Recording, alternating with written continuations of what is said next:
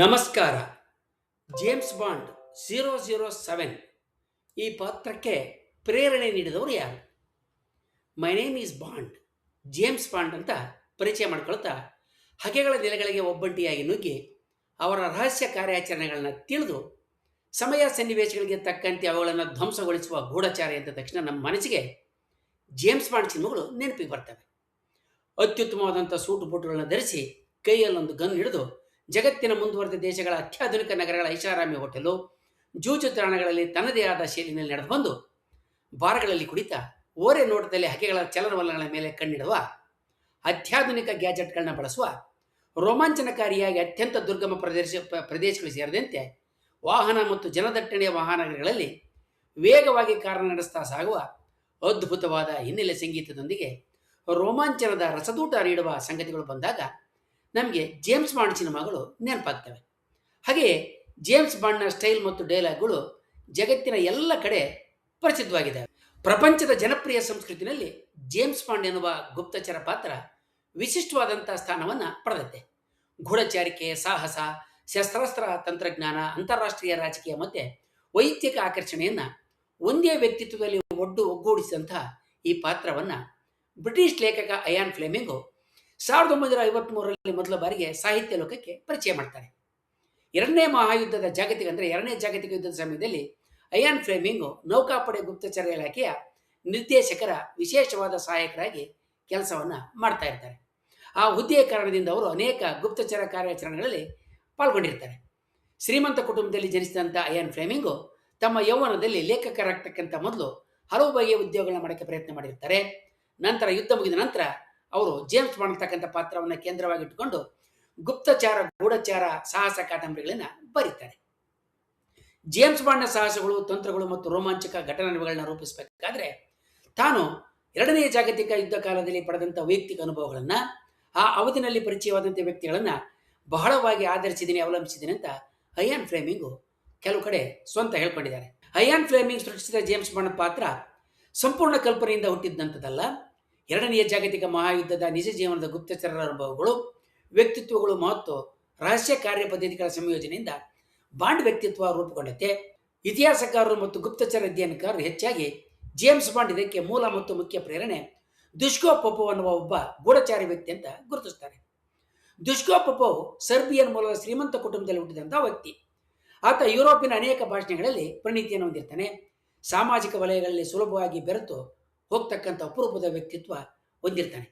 ಎರಡನೆಯ ಜಾಗತಿಕ ಯುದ್ಧದ ಸಮಯದಲ್ಲಿ ಆತ ಜರ್ಮನ್ ಗುಪ್ತಚರ ಸಂಸ್ಥೆ ಅಬ್ಬುವಿಯರ ಜೊತೆಗೆ ಸಂಪರ್ಕವನ್ನು ಹೊಂದಿದಂತೆ ತೋರಿಸ್ಕೊಂಡ್ರು ಕೂಡ ಆತ ನಿಜವಾಗಿಯೂ ಬ್ರಿಟಿಷರ ಗುಪ್ತಚರ ಸಂಸ್ಥೆಗೆ ದ್ವಿಮುಖ ಏಜೆಂಟ್, ಅಂದರೆ ಡಬಲ್ ಏಜೆಂಟ್ಗಾಗಿ ಕೆಲಸವನ್ನು ಮಾಡ್ತಾ ಇರ್ತಾನೆ. ಬ್ರಿಟಿಷರು ಆತನಿಗೆ ಟ್ರೈಸೈಕಲ್ ಅನ್ನುವ ಗುಪ್ತ ಹೆಸರನ್ನು ಇಟ್ಟಿರ್ತಾರೆ. ಯಾಕಂದರೆ ದುಷ್ಕೋ ಪೊಪೋವ್ ಜರ್ಮನಿ, ಬ್ರಿಟನ್ ಮತ್ತು ಅಮೆರಿಕ ಈ ಮೂರು ದೇಶಗಳಿಗೆ ಏಜೆಂಟಾಗಿ ಕೆಲಸವನ್ನು ಮಾಡ್ತಾ ಇರ್ತಾನೆ, ಅಂದರೆ ಗೂಢಚಾರನಾಗಿ ಕೆಲಸವನ್ನು ಮಾಡ್ತಾ ಇರ್ತಾನೆ. ಈತನ ಮೂಲಕ ಜರ್ಮನ್ ಸೈನಿಕ ಮಿಲಿಟರಿ ಯೋಜನೆಗಳ ಕುರಿತಾಗಿ ಬ್ರಿಟನ್ ಅಮೂಲ್ಯವಾದಂಥ ಮಾಹಿತಿಯನ್ನು ಪಡಿತಾ ಇರ್ತದೆ.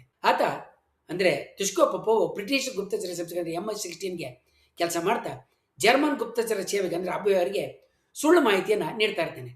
ಎರಡನೇ ಜಾಗತಿಕ ಯುದ್ಧದ ಸಮಯದಲ್ಲಿ ನಾರ್ಮಂಡಿ ಲ್ಯಾಂಡಿಂಗ್ಗಳ ಬಗ್ಗೆ ಮುಖ್ಯವಾದಂಥ ಮಾಹಿತಿಯನ್ನು ಆತ ಬ್ರಿಟಿಷರಿಗೆ ರವಾನಿಸಿರ್ತಾನೆ. ಜೇಮ್ಸ್ ಬಾಂಡ್ ಸೃಷ್ಟಿ ಮಾಡಿದಂಥ ಅಯಾನ್ ಫ್ಲೆಮಿಂಗು ದುಷ್ಕೋ ಪೊಪೋವ್ನನ್ನು ಕ್ಯಾಸಿನೋ ಎಸ್ಟೋರ್ನಲ್ಲಿ ಭೇಟಿಯಾಗಿದ್ದ. ಅಲ್ಲಿ ನಡೆದ ಒಂದು ಘಟನೆಯನ್ನು ಕಂಡಿದ್ದ ಅಯಾನ್ ಫ್ಲೆಮಿಂಗ್ ಮೇಲೆ ಪೊಪೋವ್ ಪ್ಲೇಬಾಯ್ ಜೀವನ ಶೈಲಿ ಮತ್ತು ಆತನ ಧೈರ್ಯಶಾಲಿ ವರ್ತನೆ ಬಹಳ ಪ್ರಭಾವವನ್ನು ಬೀರಿತ್ತು ಅಂತ ಹೇಳಲಾಗ್ತದೆ. ಲಾರಿ ಸೊಲೋಫ್ಟಿಸ್ ಬರೆದಿರತಕ್ಕಂಥ ದುಷ್ಕೋ ಪೊಪೋವ್ ಕುರಿತಾದಂತಹ ಇಂಟು ದಿ ಲಯನ್ಸ್ ಮೌತ್ ಹೆಸರಿನ ಜೀವನ ಚರಿತ್ರೆಯಲ್ಲಿ ಒಂದು ಘಟನೆ ದಾಖಲಾಗೈತೆ. ಇದು ಕ್ಯಾಸಿನೋ ಎಸ್ಟೋರ್ನಲ್ಲಿ ನಡೆದಂಥ ಒಂದು ಘಟನೆ. ಇದನ್ನು ಅಯಾನ್ ಫ್ಲೆಮಿಂಗ್ ನೇರವಾಗಿ ಗಮನಿಸಿದೆ ನಿರ್ದಿಷ್ಟ ಕ್ಷಣವನ್ನು ಸ್ಪಷ್ಟವಾಗಿ ಗುರುತಿಸಲಾಗುತ್ತೆ. ಕ್ಯಾಸಿನೋ ಎಸ್ಟೋರ್ನಲ್ಲಿ ಬ್ಯಾಕ್ರಾಟ್ ಆಟದ ಮೇಜಿನ ಬಳಿ ನಡೆದಂಥ ಘಟನೆ ಇದು. ಅಲ್ಲಿ ದುಷ್ಕೋ ಪೊಪೋವ್ ನಾಜಿ ಜರ್ಮನಿಯಿಂದ ಪಲಾಯನ ಮಾಡಿ ಹೊರಗೆ ಬಂದಿದ್ದಂಥ ಒಬ್ಬ ಶ್ರೀಮಂತ ಪ್ರತಿಸ್ಪರ್ಧಿಯ ವಿರುದ್ಧ ಹಣವನ್ನು ಪಣಕ್ಕಿರ್ತಾನೆ. ಗೂಢಚಾರ ಅಧಿಕಾರಿಯಾಗಿ ಫ್ಲೆಮಿಂಗ್ ಆತನಿಗೆ MI16 ಪರವಾಗಿ ಪೊಪೋವ್ ಜೊತೆಗೆ ಗೋಪ್ಯವಾಗಿ ಜೊತೆಯಾಗಿರ್ತಕ್ಕಂಥ ಕರ್ತವ್ಯವನ್ನು ನೀಡಲಾಗಿರ್ತದೆ. ಆ ದಿನ ರಾತ್ರಿ ಪೊಪೋವ್ ಹತ್ತಿರ ಬ್ರಿಟಿಷ್ ಸರ್ಕಾರದ 40,000 ಪೌಂಡ್ ಮೊತ್ತ ಇರುತ್ತೆ. ಆಟದ ಮೇಜಿನ ಮೇಲೆ ಎದುರು ಕುಳಿತಿದ್ದಂಥ ಜರ್ಮನ್ ಪ್ರತಿಸ್ಪರ್ಧಿಯನ್ನು ಸವಾಲಿನ ದಾಟಿನಲ್ಲಿ ಎದುರಿಸಿದಂಥ ದುಷ್ಕೋ ಪೊಪೋವ್ ಆ ಸಂಪೂರ್ಣ $40,000 ಮೊತ್ತವನ್ನು ಮೇಜಿನ ಮೇಲೆ ಪಣಕ್ಕಿಡ್ತಾನೆ. ಅದು 1940ರ ದಶಕದ ಆರಂಭದಲ್ಲಿ ಸಾಮಾನ್ಯ ಜನರ ವಾರ್ಷಿಕ ಆದಾಯದ ಸುಮಾರು 10 ಪಟ್ಟಕ್ಕಿಂತಲೂ ಹೆಚ್ಚು ದೊಡ್ಡ ಮೊತ್ತ ಆಗಿರ್ತದೆ. ಕ್ಷಣಾರ್ಧದಲ್ಲಿ ಸಂಪೂರ್ಣ ಕ್ಯಾಸಿನೋ ಈ ಪಣವನ್ನು ನೋಡಿ ಮೌನಗೊಳ್ಳುತ್ತೆ ಮತ್ತು ಬೆರಗಾಗುತ್ತೆ. ಕೊನೆಯದಾಗಿ ಆತನ ಎದುರಾಳಿ ಆಟದಿಂದ ಹಿಂದಕ್ಕೆ ಸರಿತಾನೆ. ನಂತರ ಅಯಾನ್ ಫ್ಲೇಮಿಂಗ್ ಆತನ ಕ್ಯಾಸಿನೋ ರಾಯಲ್ ಕಾದಂಬರಿಯಲ್ಲಿ ಅದೇ ಸ್ಥಳ ಮತ್ತು ಘಟನೆಯನ್ನು ಭವ್ಯ ಮತ್ತು ರೋಮಾಂಚಕಾರಿಯಾಗಿ ಚಿತ್ರಿಸ್ತಾನೆ. ಅದು ಸಿನಿಮಾದಲ್ಲಿ ಕೂಡ ರೋಮಾಂಚನಕಾರಿಯಾಗಿ ಕಾಣಿಸ್ಕೊಳ್ಳುತ್ತೆ. ಅಲ್ಲಿ ಕಾಣ್ತಕ್ಕಂಥ ಹಣದ ಒತ್ತಡ, ಮಾನಸಿಕ ತಂತ್ರ ಮತ್ತು ಪ್ರತಿಸ್ಪರ್ಧಿಯ ಮನೋಭಾವ ಓದ್ತಕ್ಕಂಥ ಶೈಲಿ ದುಷ್ಕೋ ಪೊಪೊ ಜೀವನ ಅನುಭವದ ಪ್ರತಿಫಲನ ಅಂತ ಕಾಣ್ತದೆ. ದುಷ್ಕೋ ಪೊಪೊ ಅವರ ಜೀವನ ಶೈಲಿ ಜೇಮ್ಸ್ ಬಾಂಡ್ ಜೊತೆಗೆ ಆಶ್ಚರ್ಯಕರ ರೀತಿಯಲ್ಲಿ ಸೋಜಿಗದ ರೀತಿಯಲ್ಲಿ ಸಾಮ್ಯತೆಯನ್ನು ಹೊಂದಿರ್ತದೆ. ಆತ ಪುಷ್ಕೋ ಪೊಪೊವು ದುಬಾರಿಯಾದಂಥ ಉಡುಪನ್ನು ಧರಿಸ್ತಾ ಇರ್ತಾನೆ. ಐಷಾರಾಮಿ ಹೋಟ್ಲ್ಗಳಲ್ಲಿ ವಾಸ ಮಾಡ್ತಾ ಇರ್ತಾನೆ. ಜೂಜಾಟಗಳಲ್ಲಿ ದೊಡ್ಡ ಮತಗಳನ್ನು ಪಣಕ್ಕಿಡ್ತಾ ಇರ್ತಾನೆ. ಮತ್ತು ಅಪಾಯದ ನಡುವೆ ಕೂಡ ಆತ ಮನಃಶಾಂತಿಯನ್ನು ಕಾಪಾಡಿಕೊಳ್ತಾ ಇರ್ತಾನೆ. ಹೆಂಗಸರ ಜೊತೆಗೆ ಆತ್ಮವಿಶ್ವಾಸಪೂರ್ಣವಾಗಿ ಸಂವಹನ ಮಾಡ್ತಾ ಇರ್ತಾನೆ. ಮತ್ತು ಸಾಮಾಜಿಕ ಸನ್ನಿವೇಶಗಳಲ್ಲಿ ತಕ್ಷಣ ವಿಶ್ವಾಸ ಗಳಿಸ್ತಕ್ಕಂಥ ಶಕ್ತಿಯನ್ನು ಕೂಡ ಪಡೆದಿರ್ತಾನೆ. ನಂತರ ಬಾಂಡ್ ಪಾತ್ರದ ಪ್ರಮುಖ ಲಕ್ಷಣವಾಗಿ ಇವೆಲ್ಲವೂ ಕಾಣಿಸ್ಕೊಳ್ತವೆ. ಅಂದರೆ ಇವು ಅಯಾನ್ ಫ್ಲೇಮಿಂಗ್ ರೂಪಿಸಿದಂಥ ಜೇಮ್ಸ್ ಬಾಂಡ್ನಲ್ಲಿ ಎದ್ದು ಕಾಣ್ತವೆ. ವಿಶೇಷವಾಗಿ ಒಬ್ಬ ಗೂಢಚಾರ ಕೇವಲ ಶಸ್ತ್ರಾಸ್ತ್ರಗಳನ್ನು ಬಳಸುವಾತ ಮಾತ್ರ ಅಲ್ಲ, ಆತ ಮನೋವೈಜ್ಞಾನಿಕ ಆಟಗಾರ ಮತ್ತು ಮನೋವೈಜ್ಞಾನಿಕ ತಳಹದಿಯ ಮೇಲೆ ಕೂಡ ಹಗೆಗಳನ್ನು ಬಗ್ಗುಬಡಿಬಲ್ಲಂತಕ್ಕಂಥ ಕಲ್ಪನೆಯನ್ನು ಪೊಪೊ ಅವರಿಂದ ಪ್ರೇರಣೆ ಪಡೆದು ಅಯಾನ್ ಫ್ಲೇಮಿಂಗ್ ತಮ್ಮ ಕಾದಂಬರಿಗಳಲ್ಲಿ ಬಲಪಡಿಸ್ತಾರೆ. ದುಷ್ಕೋ ಪೊಪೊ ಆತನ ಹಿನ್ನೆಲೆ, ಆತ ಇಂತಹ ಸಾಹಸಮಯ ನಡೆಗಳನ್ನು, ಸನ್ನಿವೇಶಗಳನ್ನು ಹೇಗೆ ಯಶಸ್ವಿಯಾಗಿ ನಿರ್ವಹಣೆ ಮಾಡಿದೆ ಅನ್ನೋದನ್ನು ವಿವರಿಸ್ತೈತೆ. ದುಷ್ಕೋ ಪೊಪೊವು ಬಾಲ್ಕನ್ ಉಪಖಂಡದಲ್ಲಿರ್ತಕ್ಕಂಥ ಸರ್ಬಿಯಾ ದೇಶದ ಶ್ರೀಮಂತ ಕುಟುಂಬದಲ್ಲಿ ಹುಟ್ಟುತ್ತಾನೆ. ಈ ಹಿನ್ನೆಲೆ ಆತನಿಗೆ ಅನೇಕವಾದ ವಿಶೇಷವಾದ ಅವಕಾಶಗಳ ಒದಗಿಸ್ತಾ ಇರುತ್ತೆ. ಆತ ಪ್ರತಿಷ್ಠಿತ ಶಿಕ್ಷಣ ಸಂಸ್ಥೆಯಲ್ಲಿ ಕಾನೂನು ಪದವಿಯನ್ನು ಪಡಿತಾನೆ ಮತ್ತು ನಂತರ ತನ್ನದೇ ಆದಂಥ ಒಂದು ಸಂಸ್ಥೆಯನ್ನು ಪ್ರಾರಂಭ ಮಾಡ್ತಾನೆ. ಆತನಿಗೆ ಜರ್ಮನ್ ಭಾಷೆಯಲ್ಲಿ ಅಪಾರವಾದಂಥ ಪಾಂಡಿತ್ಯ ಇರ್ತದೆ. ಜೊತೆಗೆ ಜರ್ಮನಿಯ ಉನ್ನತ ಮಟ್ಟದ ಸಂಪರ್ಕಗಳು ಕೂಡ ಇರ್ತವೆ. ಈ ಎಲ್ಲ ಸಂಪರ್ಕಗಳು ಬಹುತೇಕ ಗುಪ್ತವಾಗಿ ನಾಜಿಗಳ ವಿರುದ್ಧ ಅಸಮಾಧಾನ ಹೊಂದಿದ್ದ ಜನರ ಜೊತೆಗೆ ಇರುತ್ತೆ. ಎರಡನೇ ಜಾಗತಿಕ ಯುದ್ಧದ ಆರಂಭದಲ್ಲಿ ಶತ್ರುವನ್ನು ಸೋಲಿಸೋದಕ್ಕೆ ಅವನಿಗೆ ಹತ್ತಿರವಾಗಬೇಕು ಅಂತಕ್ಕಂಥ ತತ್ವವನ್ನು ಮನಸ್ಸಿನಲ್ಲಿಟ್ಟುಕೊಂಡು ಆಗ ಯುಗೋಸ್ಲಾವಿಯಾದಲ್ಲಿ ಗೂಢಚಾರ ಅಧಿಕಾರಿಯಾಗಿದ್ದಂಥ ಪೊಪೊವು ಅಬ್ಯಹೋರ್ ಅಂತಕ್ಕಂಥ ಜರ್ಮನ್ ಗೂಢ ಸಂಸ್ಥೆಯಲ್ಲಿ ನಾಜಿ ಗೂಢಚಾರನಾಗಿ ಪ್ರವೇಶ ಪಡೆಯೋದ್ರಲ್ಲಿ ಯಶಸ್ವಿ ಆಗ್ತಾನೆ. ಆತನ ಮೇಲೆ ನಂಬಿಕೆ ಇಟ್ಟಂಥ ಅಬ್ಯಹರ್ ಸಂಸ್ಥೆ ಆತನಿಗೆ ಗುಪ್ತಚರ ತರಬೇತಿಯನ್ನು ನೀಡುತ್ತೆ ಮತ್ತು ಐವಾನ್ ಅಂತಕ್ಕಂಥ ಒಂದು ಸಂಕೇತದ ಹೆಸರನ್ನು ಕೂಡ ಕೊಟ್ಟಿರ್ತೈತೆ. ತರಬೇತಿ ಮುಗಿದು ನಾಜಿಗಳಿಂದ ಕಾರ್ಯಾಚರಣೆಗಳಿಗೆ ಅನುಮತಿ ಪಡೆದ ನಂತರ ದುಷ್ಕೋ ಪೊಪೊವು ಲಂಡನ್ಗೆ ತೆರಳಿ ನಾಜಿ ಮತ್ತು ಅದರ ಮಿತ್ರ ದೇಶಗಳನ್ನು ಸೋಲಿಸೋದಕ್ಕೆ ಬ್ರಿಟನ್ಗೆ ಸಹಕರಿಸುವ ಆಸಕ್ತಿಯನ್ನು ವ್ಯಕ್ತಪಡಿಸ್ತಾನೆ. ಆರಂಭದಲ್ಲಿ ಬ್ರಿಟಿಷ್ ಅಧಿಕಾರಿಗಳು ಇದನ್ನು ಸಂಶಯದಿಂದ ನೋಡ್ತಾರೆ. ನಂತರ ಅದನ್ನು ಪಾಸ್ಪೋರ್ಟ್ ನಿಯಂತ್ರಣದ ಕಚೇರಿ ಕರ್ಕೊಂಡು ಹೋಗ್ತಾರೆ. ಆ ಸಮಯದಲ್ಲಿ ಅದು M16 ಗುಪ್ತಚರ ಸಂಸ್ಥೆಯ ಮುಖವಾಡಾಗಿರ್ತೈತೆ. ಅಲ್ಲಿ ಆತ ತನ್ನ ವಿಶ್ವಾಸಾರ್ಹತೆಯನ್ನು ಸಾಬೀತುಪಡಿಸಿದ ನಂತರ ದುಷ್ಕೋ ಪೊಪೊ ಆತನಿಗೆ ಟ್ರೈಸೈಕಲ್ ಅಂತಕ್ಕಂಥ ಹೊಸ ಸಂಕೇತವನ್ನು ಕೂಡ ನೀಡ್ತಾರೆ. ದುಷ್ಕೋ ಪೊಪೊವು ಆತರ ಈ ದ್ವಿಮುಖ ಗುಪ್ತಚರ ಆಟ ಅಂದರೆ ಡಬಲ್ ಎಸ್ಪಿನಾಜ್ ಗೇಮು ನಾಜಿಗಳನ್ನು ಸೋಲಿಸೋದ್ರಲ್ಲಿ ಅತ್ಯಂತ ಮಹತ್ವದ ಪಾತ್ರವನ್ನು ವಹಿಸ್ತೈತೆ. ಜರ್ಮನಿಯವರು ಇಂಗ್ಲೆಂಡಿಂದ ಮಾಹಿತಿ ಪಡೆಯೋದಕ್ಕೆ ಬೇಡಿಕೆಗಳನ್ನ ನೀಡ್ತಾ ಇದ್ದರೆ ಇಂಗ್ಲಿಷರು ದುಷ್ಕೋ ಪೊಪೊ ಮುಖಾಂತರ ತಪ್ಪು ಮಾಹಿತಿಯನ್ನು ಸತತವಾಗಿ ಜರ್ಮನಿಯರಿಗೆ ನಾಜಿಗಳಿಗೆ ಒದಗಿಸ್ತಾ ಇರ್ತಾರೆ. ಇದರಿಂದ ನಾಜಿಗಳು ತಾವು ಯಶಸ್ವಿ ಗೂಢಚಾರಿಕೆ ನಡೆಸ್ತಾ ಇದ್ದೀವಿ ಅಂತ ಭಾವಿಸಿದ್ರು ಕೂಡ ಮಿತ್ರ ಶಕ್ತಿಗಳಂದರೆ ಬ್ರಿಟನ್ ಜೊತೆಗಿದ್ದಂಥ ರಾಷ್ಟ್ರಗಳ ನಿಜವಾದ ಸೈನಿಕ ಯೋಜನೆಗಳು ಬೇರೆಯವೇ ಆಗಿರ್ತವೆ. ನಂತರ ಇದರ ಪರಿಣಾಮವಾಗಿ ಅಡಾಲ್ಫ್ ಹಿಟ್ಲರ್ನ ಅನೇಕ ಪಡೆಗಳು ತಪ್ಪು ದಿಕ್ಕಿಗೆ ಹರಿದು ಹೋದ ನಂತರ ಬ್ರಿಟಿಷ್ ಮತ್ತು ಮಿತ್ರ ರಾಷ್ಟ್ರಗಳು ಈ ದೇಶಗಳ ಪಡೆಗಳು ನಾರ್ಮಂಡಿಯ ಮೇಲೆ ದಾಳಿ ಮಾಡ್ತವೆ. ಪೊಪೊವು ನಿರಂತರವಾಗಿ ಜರ್ಮನ್ ಕಾರ್ಯಾಚರಣೆಗಳನ್ನು ಹಾಳು ಮಾಡ್ತಾ ಇದ್ರು ಕೂಡ ಜರ್ಮನಿಯವರು ಕೊನೆ ತನಕ ಆತನ ಮೇಲೆ ಯಾವುದೇ ಸಂಶಯವನ್ನು ತಾಳೋದಿಲ್ಲ. ಆದರೆ ಅಮೆರಿಕ ದೇಶದ ವಿಶ್ವಾಸ ಪಡೆಯೋದು ದುಷ್ಕೋ ಪೊಪೊರಿಂದ ಆಗೋದಿಲ್ಲ. 1941ರಲ್ಲಿ ನಾಜಿಗಳ ಅಭೇರ್ ಗೂಢಚಾರಿ ಸಂಸ್ಥೆ ಪೊಪೊವನನ್ನು ಅಮೆರಿಕಕ್ಕೆ ಕಳಿಸುತ್ತೆ. ಅಲ್ಲಿ ಮಾಹಿತಿ ಸಂಗ್ರಹಿಸಿ ಗೂಢಚಾರರ ಜಾಲ ನಿರ್ಮಿಸೋದು ನಾಜಿಗಳ ಗುರಿಯಾಗಿರ್ತದೆ.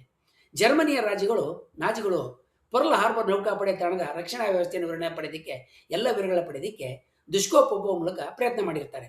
ಅಮೆರಿಕದಲ್ಲಿ Popov federal bureau of investigation FBI ಅಧಿಕಾರಿಗಳನ್ನ ಭೇಟಿ ಮಾಡಿ ಶತ್ರು ಪಕ್ಷದ ನಾಜಿಗಳು ಅಮೆರಿಕದ ರಕ್ಷಣಾ ವ್ಯವಸ್ಥೆಯಲ್ಲಿ ಆಸಕ್ತಿ ತೋರಿಸ್ತಾ ಇದ್ದಾರೆ ಅಂತ ಎಚ್ಚರ ಕೊಡ್ತಾನೆ. ಆದರೆ ಆತನ ನಿರೀಕ್ಷೆಗೆ ವಿರುದ್ಧವಾಗಿ FBI ನಿರ್ದೇಶಕನಾಗಿದ್ದಂಥ ಎಡ್ಗರ್ ಹೂವರು ಈ ಮಾಹಿತಿಯನ್ನು ನಂಬೋದಿಲ್ಲ. ವಿದೇಶಿಗಳನ್ನು ವಿದೇಶಿ ಜನರನ್ನು ನಂಬದ ಸ್ವಭಾವಕ್ಕಾಗಿ ಎಡ್ಗರ್ ಹೂವರು ಬಹಳ ಪ್ರಸಿದ್ಧ ಕೂಡ ಆಗಿರ್ತಾನೆ. ನೈಜ ವ್ಯಕ್ತಿ ದುಷ್ಕೋ ಪೊಪೊ ಮತ್ತು ಪಾತ್ರ ಜೇಮ್ಸ್ ಬಾಂಡ್ ಇಬ್ಬರಲ್ಲೂ ಮಹಿಳಾ ಸಂಘದ ಪ್ರಬಲ ಸಾಮ್ಯತೆ ಎದ್ದು ಕಾಣ್ತೈತೆ. ಯುದ್ಧಕ್ಕೂ ಮೊದಲು ಪ್ಯಾರಿಸ್ನಲ್ಲಿ ಭೇಟಿಯಾದಂಥ ಸಿಮೋನ್ ಸೈಮನ್ ಅಂತಕ್ಕಂಥ ಒಬ್ಬ ಹೆಂಗಸಿನ ಜೊತೆಗೆ ಪೊಪೊವು ಭಾರಿ ಅನುರಾಗದ ಸಂಬಂಧವನ್ನು ಹೊಂದಿರ್ತಾನೆ. ಅದೇ ಸಮಯದಲ್ಲಿ ಬಹಳ ಶ್ರೀಮಂತವಾದಂಥ ಜೀವನ ಶೈಲಿ, ವೈಭವಶಾಲಿ ಸಮಾರಂಭಗಳು, ಅನೇಕ ಮಹಿಳೆಯರ ಸಂಘ ಇವೆಲ್ಲವೂ ಆತನ ಜೀವನ ಶೈಲಿಯ ಅಂಗಾಂಗಗಳಾಗಿರ್ತವೆ, ಅವಿಭಾಜ್ಯವಾದಂಥ ಭಾಗವಾಗಿರ್ತವೆ. ಅಮೆರಿಕದಲ್ಲಿ FBI federal bureau of investigation ಸಾಹಸದ ತನಗೆ ಸಹಕಾರ ಕೊಡೋದಿಲ್ಲ ಅಂತ ತಿಳಿದ ನಂತರವೂ ಕೂಡ ದುಷ್ಕೋ ಪೊಪೋವ್ ಆತ ನಾಜಿಗಳಿಂದ ಪಡೆದಂಥ ಹಣವನ್ನು ಖ್ಯಾತ ವ್ಯಕ್ತಿಗಳ ಜೊತೆಗೆ ವೈಭವಶಾಲಿ ಕೂಟಗಳಲ್ಲಿ ಖರ್ಚು ಮಾಡಿ ಕಳಿತಾನೆ ಮತ್ತು ಪ್ರಸಿದ್ಧವಾದಂಥ ಹಿಮಕ್ರೀಡಾ ಕೇಂದ್ರಗಳಲ್ಲಿ ಆಟವಾಡ್ತಾನೆ ಮತ್ತು ಹಣವನ್ನು ನೀರಿನಂತೆ ವ್ಯಯ ಮಾಡ್ತಾನೆ. ನಂತರ ಅದರ ಚಟುವಟಿಕೆಗಳ ಬಗ್ಗೆ ತಿಳಿದಂಥ ಓವರು FBI ನಿರ್ದೇಶಕ ಓವರು ತಕ್ಷಣ ಅಮೆರಿಕವನ್ನು ತೊರೆದೇ ಇದ್ದರೆ ಬುಂಚೋದಾಗಿ ಬೆದರಿಕೆಯನ್ನು ಹಾಕ್ತಾನೆ. ಈ ಆಕರ್ಷಕ ಆದರೆ ನಿರ್ದಯವಾದಂಥ ಗುಪ್ತಚರನ ಜೀವನದ ಮಹಾನ್ ವ್ಯಂಗ್ಯ ಅಂತ ಹೇಳಿದ್ರೆ, ಯುದ್ಧದ ನಂತರ ಬ್ರಿಟಿಷ್ ಸಾಮ್ರಾಜ್ಯದ ಗೌರವ ಚಿಹ್ನೆಯಾದಂಥ order of the British empire, ಹಾಗೆಯೇ ಜರ್ಮನಿಯ ಐರನ್ ಕ್ರಾಸ್ ಎರಡೂ ಪ್ರಶಸ್ತಿಗಳನ್ನು ಪಡೆದ ಏಕೈಕ ವ್ಯಕ್ತಿಯಾಗಿ ಇತಿಹಾಸದಲ್ಲಿ ದಾಖಲಾಗಿದ್ದಾನೆ. ದುಷ್ಕೋ ಪೊಪೋವ್ 1981ರಲ್ಲಿ ದೀರ್ಘಕಾಲದ ಧೂಮಪಾನ ಮತ್ತು ಮದ್ಯಪಾನದ ಪರಿಣಾಮವಾಗಿ ಕೊನೆಯ ಉಸಿರನ್ನು ಎಳಿತಾನೆ. ಆದರೆ ದುಷ್ಕೋ ಪೊಪೋವ್ನ ಅನೇಕ ಅಂಶಗಳನ್ನು ಸೇರಿಸಿ ಜೇಮ್ಸ್ ಬಾಂಡ್ ಪಾತ್ರವನ್ನು ಸೃಷ್ಟಿ ಮಾಡಿದಂಥ ಅಯಾನ್ ಫ್ಲೆಮಿಂಗು 1964ರಲ್ಲಿ ಹೃದಯಾಘಾತದಿಂದ ತೀರ್ಕೊಂಡಿರ್ತಾನೆ. ಜೇಮ್ಸ್ ಬಾಂಡ್ಗೆ ಪೊಪೋವ್ ಮಾತ್ರ ಪ್ರೇರಣೆಯಲ್ಲ, ವಿಲಿಯಂ ಸ್ಟೆಫನ್ಸನ್ ಅಂತಕ್ಕಂಥ ಬ್ರಿಟಿಷ್ ಕೆನಡಾದ ಗೂಢಚಾರ್ಯ ಕೂಡ ಮಹತ್ವದ ಪ್ರಭಾವ ಬೀರಿದ್ದಾನೆ ಅಂತ ಹೇಳಲಾಗ್ತಾ ಇದೆ. ಸ್ಟೀಫನ್ಸನ್ನು ಗುಪ್ತಚರ ಸಂಘಟನೆ, ಜಾಲ ನಿರ್ಮಾಣ ಮತ್ತು ರಾಜತಾಂತ್ರಿಕ ಸಂಪರ್ಕಗಳಲ್ಲಿ ಬಹಳ ಪರಿಣಿತಿಯನ್ನು ಹೊಂದಿರ್ತಾನೆ. ಅಯಾನ್ ಫ್ಲೆಮಿಂಗ್ ಸ್ವತಃ ಆತನನ್ನು ನಿಜ ಜೀವನದ ಅತ್ಯಂತ ನಿಜವಾದಂಥ ಗೂಢಚಾರ ಅಂತ ಉಲ್ಲೇಖಿಸಿದ್ದಾನೆ. ಇದರ ಜೊತೆಗೆ ಅಯಾನ್ ಫ್ಲೆಮಿಂಗ್ ತನ್ನದೇ ಆದಂಥ ಯುದ್ಧದ ಅನುಭವಗಳಿದ್ದರೂ ಅನೇಕ ಅಂಶಗಳನ್ನು ಸೇರಿಸಿ ಬಾಂಡ್ ಪಾತ್ರವನ್ನು ಸೃಷ್ಟಿ ಮಾಡಿದ್ದಾನೆ. ವಿಶೇಷವಾಗಿ ಬ್ರಿಟಿಷ್ ನೌಕಾ ಗುಪ್ತಚರ ವಿಭಾಗದಲ್ಲಿ ಕೆಲಸ ಮಾಡ್ತಾ ಇದ್ದಂಥ ಅನುಭವ ಅಯಾನ್ ಫ್ಲೆಮಿಂಗಿಗೆ ಇರ್ತದೆ. ಹಾಗೆಯೇ ಗುಪ್ತಚರ ಜಗತ್ತಿನ ಒಳನೋಟ ಕೂಡ ಅದಕ್ಕಿರುತ್ತೆ. ಇನ್ನೂ ಕೆಲವು ಇತಿಹಾಸಕಾರರು ಲೆಫ್ಟಿನೆಂಟ್ ಕಮಾಂಡರ್ ಪ್ಯಾಟ್ರಿಕ್ ಡಾಲ್ಟೆಲ್ ಜಾಬ್ ಈತ ಕೂಡ ಜೇಮ್ಸ್ ಬಾಂಡ್ ಪಾತ್ರಕ್ಕೆ ಸ್ಫೂರ್ತಿಯಾಗಿದ್ದ ಅಂತ ಹೇಳ್ತಾರೆ. ಇವರು ಅಯಾನ್ ಫ್ಲೆಮಿಂಗ್ ಅವರ ತಂಡದಲ್ಲಿ ಕೆಲಸ ಮಾಡಿದ್ರು ಮತ್ತು ಅಧಿಕಾರಿಗಳ ಆದೇಶಗಳನ್ನು ಧಿಕ್ಕರಿಸಿ ನಾರ್ವೆಯ ನಾಗರಿಕರನ್ನ ರಕ್ಷಣೆ ಮಾಡೋದಕ್ಕೆ ಪ್ಯಾಟ್ರಿಕ್ ಡಾಲ್ವೆಲ್ ಜಾಬ್ ನೆರವಾಗಿದ್ರು ಅಂತ ತಿಳಿಸ್ತಾರೆ. ಆದರೆ ಡಾಲ್ವೆಲ್ ಜಾಬ್ ಜೇಮ್ಸ್ ಬಾಂಡ್ನಂತೆ ಅಥವಾ ದುಷ್ಕೋ ಪೊಪೋವ್ನಂತೆ ಹೆಂಗಸರ ಹಿಂದೆ ಬೀಳದೆ ತನ್ನ ಜೀವನದ ಉದ್ದಕ್ಕೂ ಕೂಡ ಒಬ್ಬಳು ಹೆಣ್ಣಿಗೆ ಅಂದರೆ ತನ್ನ ಹೆಂಡತಿಗೆ ನಿಷ್ಠನಾಗಿರ್ತಾನೆ ಅನ್ನೋದಕ್ಕೆ ಅವರು ಗಮನವನ್ನು ಸೆಳೆತಾರೆ. ಆದ್ದರಿಂದ ಜೇಮ್ಸ್ ಬಾಂಡ್ ಅಂತಕ್ಕಂಥ ಪಾತ್ರವನ್ನು ಒಬ್ಬ ವ್ಯಕ್ತಿಯ ಪ್ರತಿರೂಪ ಅಂತ ಹೇಳೋದಕ್ಕಿಂತ ಎರಡನೆಯ ಜಾಗತಿಕ ಯುದ್ಧದ ಅನೇಕ ನಿಜ ಜೀವನದ ಗುಪ್ತಚರರ ವ್ಯಕ್ತಿತ್ವದ ಸಂಯುಕ್ತ ರೂಪ ಅಂತ ತಿಳಿಯೋದು ಸೂಕ್ತ. ದುಷ್ಕೋ ಪೊಪೋವ್ನ ಸಾಹಸ, ವಿಲಿಯಂ ಸ್ಟೀಫನ್ಸನ್ನ ಗುಪ್ತಚರ ತಂತ್ರಗಳು, ಗೂಢಚಾರಿಕೆ ತಂತ್ರಗಳು, ಪ್ಯಾಟ್ರಿಕ್ ಡಾಲ್ವೆಲ್ ಜಾಬ್ನ ಕಾರ್ಯಾಚರಣೆ ಮತ್ತು ಅಯಾನ್ ಫ್ಲೆಮಿಂಗ್ನ ಸಾಹಿತ್ಯಿಕ ಕಲ್ಪನೆ ಈ ನಾಲ್ಕು ಸೇರಿ ವಿಶ್ವದ ಅತ್ಯಂತ ಪ್ರಸಿದ್ಧ ಜನಪ್ರಿಯ ಗೂಢಚಾರಿ ಪಾತ್ರ ಜೇಮ್ಸ್ ಬಾಂಡ್ ಹುಟ್ಟುತ್ತೆ. ಮುಂದಿನ ವಿಡಿಯೋದಲ್ಲಿ ನಾವು ಜೇಮ್ಸ್ ಬಾಂಡ್ ಚಿತ್ರಗಳಲ್ಲಿ ಕಾಣದ ನಿಜ ಜೀವನದ ಗುಪ್ತಚರ ತಂತ್ರಗಳು ಅಥವಾ ದುಷ್ಕೋ ಪೊಪೋವ್ ನೀಡಿದಂಥ ಮಹತ್ವದ ಯುದ್ಧದ ಮಾಹಿತಿ ಮತ್ತು ಪರ್ಲ್ ಹಾರ್ಬರ್ ಮುನ್ನೆಚ್ಚರಿಕೆ ಕುರಿತಾಗಿ ಹೆಚ್ಚಿನ ಸಂಗತಿಗಳು ತಿಳ್ಕೊಳ್ಳೋಣ. ವಂದನೆಗಳೊಂದಿಗೆ ನಮಸ್ಕಾರ.